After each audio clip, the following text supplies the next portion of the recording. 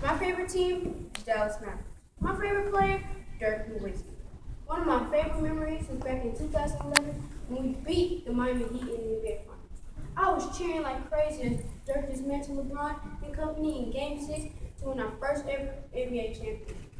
As I was watching this from afar, I was amazed at what a beast Dirk was. And although I've always heard of his size and saw it on TV, I didn't really know how big he really was. That was until one day I finally got to meet him. As I stood in the tunnel waiting to shake the players' hands, he started to walk towards me. And as he got closer, he got bigger and bigger and bigger. When he finally walked up to me, I almost snapped my neck trying to look up there. But he's huge. That day, my knowledge of Dirk went from knowing he was big to knowing he was big. Ephesians 3:18 says, "And may you have the power to understand, as all God's people should, how wide, how long, how high, and how deep his love is. May you experience his love, though it is too great to understand fully." There's a difference between knowing something and experiencing it. Since I was young, my dad hasn't really been around. It's not like I don't know him at all. We talk from time to time. We talk about different things like school, family, sports, and life in general. And he normally ends our conversations by telling me he loves me. But I struggle with that every now and then. I mean, although he tells me he loves me, sometimes it's hard to really believe it. I have the head knowledge, but I don't have the experience that sometimes I need.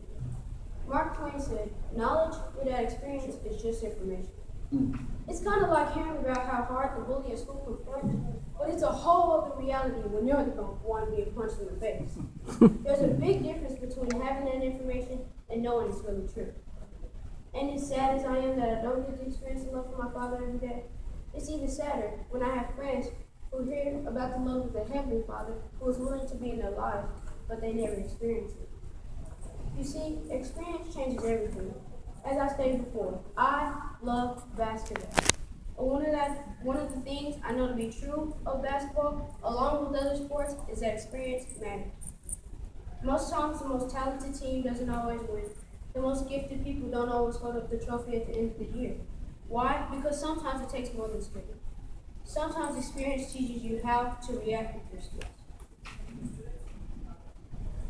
When my knowledge of the love of God turned into actually experiencing his love, my life changed. No longer was the Bible just a book, prayer time just a ritual, or worship simply a show. Those things became ways that I can spend with my Heavenly Father, and he can spend time with me. My experience and my knowledge together completed my understanding of the love of God. You see, the love of God completes me. Many people think that I should have a gaping hole and my life should be completely different because my father left. And honestly, it does hurt, but the love of God is what I rely on. The love of God is what completes my life. I can take the knowledge of his love and the experience of his love and actually know the love of God. So the question is, have you experienced his love, or are you stuck hoping what you've heard is true? I challenge you to do with your Heavenly Father what I can't do with my earthly one.